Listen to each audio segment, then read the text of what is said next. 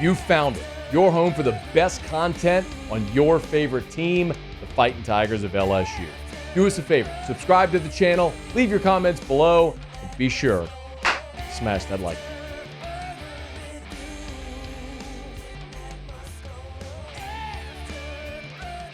Daniels in the pocket now will decide to escape and run. Daniels up the middle of the field, sidesteps a defender at about the 40-yard line. Now he's free. Near side, 15, 10, 5. Touchdown, Fighting Tigers.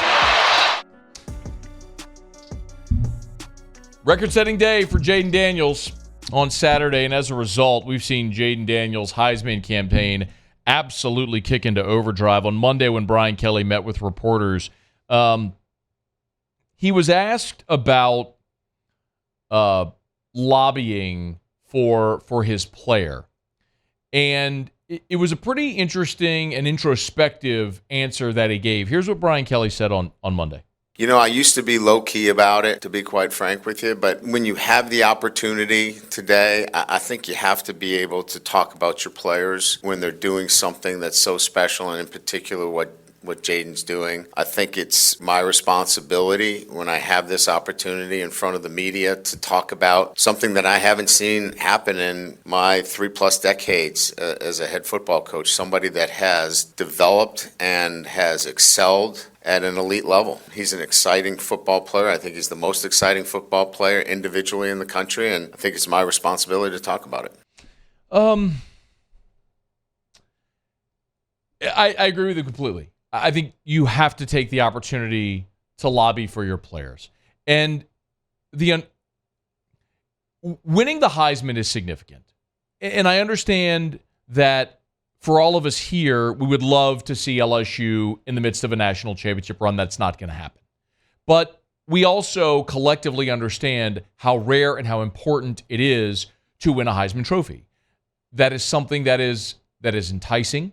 That is something that recruits will see, and it's something that we collectively, as LSU fans, supporters, observers, whatever, didn't see for 60 years. Billy Cannon won the Heisman Trophy in 1959. Joe Burrow won it in 2019. There was a 60-year gap between Heisman Trophy winners. It was one of the few things that I would often say on air that I wanted to see before I die as a fan. I got to see the Saints win the Super Bowl. I got to see LSU win multiple football national titles. Baseball national titles. I've seen a lot. We've been very, very fortunate here.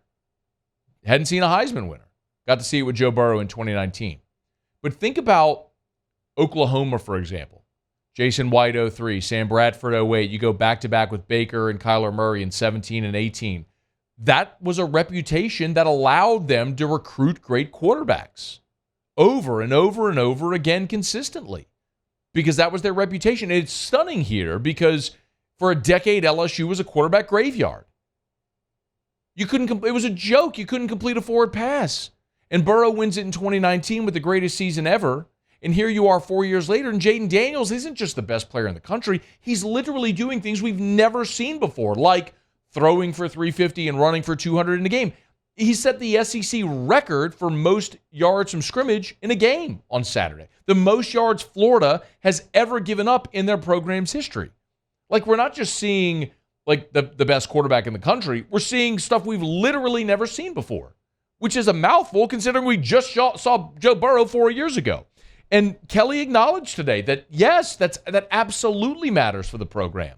Well, I think in certain instances, if Jayden Daniels was coming back next year, you know, it certainly affects it in some fashion. Or let's say he was a sophomore, it certainly would affect it a little bit, right? But now that he is certainly in his last season of competition, you know, it opens up just the fact that player development and the ability to compete for the Heisman Trophy exists at LSU because it's not only right now, but it happened a few years ago with another LSU quarterback. So now you're starting to build, not an accident, but a trend here at LSU. So that obviously speaks to recruiting and the ability to recruit elite quarterbacks to LSU. My goodness, does that matter, especially when you're right here in the mix for Bryce Underwood. You're the number one quarterback in the country for 2025. Yeah, of course it matters. Of course it matters for Jayden Daniels to be on that stage that second Saturday in December, potentially hoisting the most prestigious and famous individual award in sports. And part of me feels like this can become potentially an LSU narrative. But that isn't exactly the case. Jayden Daniels was asked on Saturday after the game, after this historic performance, he was asked, was that your Heisman moment? Here's what he said. I mean, I'll say so, as humbly as possible, but, I just give thanks to, God and my teammates, because without them, I wouldn't be in this situation. But he answered the question. As humbly as I could say, I think so, and he's right. You're not going to have an opportunity to be on a big stage against Georgia State this week. And then a week from Saturday, you're going to play Texas A&M, and many of you probably saw this, but the LSU-Texas A&M game is going to be at 11 a.m. on ESPN. And there's one good piece about that, and mostly everything else is terrible about that decision. The one good piece about the 11 a.m. kickoff on ESPN is that you immediately follow College Game Day.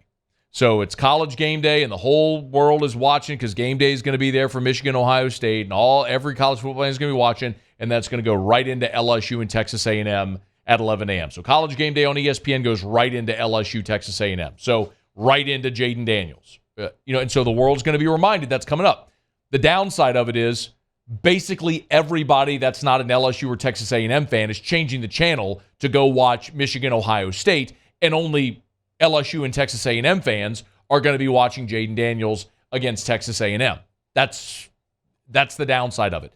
The league and the TV partners did Jayden Daniels no favors whatsoever. However, I do also understand you're going to have the Iron Bowl at 2:30, and then you're going to have Florida State in the night window. So Florida State is a more appealing game than LSU, Texas A&M. So I get it.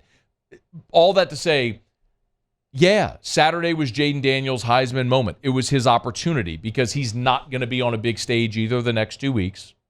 And then he's not going to play that championship Saturday when very likely we're going to see Michael Penix and Bo Nix play in the Pac-12 championship game in an NFL stadium in Las Vegas. And that's going to be a huge opportunity for the winner of that game. And it's basically going to be Jayden Daniels for the next 3 weeks kind of watching what else happens to see if he can end up winning it. But the national consensus is shifting toward Jayden Daniels.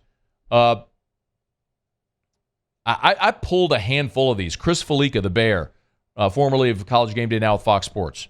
Jayden Daniels only leads the nation in total offense by 57 yards per game at 408.2, which is more than 80 teams' average this season. He's accounted for 38 touchdowns, which is more than 81 teams have scored. I mean, what are we doing if he doesn't win the Heisman? David Pollack listed his top 5 for the Heisman. Number 1, Jayden Daniels, followed by Penix, Carson Beck, Marvin Harrison, and Jordan Travis. Josh Pate of Late Kick. Jayden Daniels is my Heisman frontrunner. Big Cat from Barstool. He quote tweeted a tweet from Dane Brugler about the most plays of 20-plus yards in 2023. He writes, Jayden Daniels should be the Heisman winner. Voters must do the right thing. There are more stats about the top 3 Heisman candidates against the top 50 defenses. Jayden Daniels blows Bo Nix and Michael Penix out the water. Our buddy Russ Mitchell noted when weighting what candidates have done so far for the Heisman, consider the competition played so far to date. Here are contenders' strength of schedule. Oregon, 53. Washington, 43. Ohio State, 39. LSU, 4. Considering Bo Nix has played the 53rd strength of schedule, Michael Penix, 43rd strength of schedule, Jayden Daniels, 4. Booger McFarland said if the Heisman goes to the best player, eye test stats, wow factor, he is unreal, and precedent has been set. Lamar won the Heisman on a non-CFP team. There's more. Angel Reese tweeted her support of Jayden Daniels, and on and on and on and on and on. You're seeing a lot of the national narrative around the award after Saturday centering around Jayden Daniels.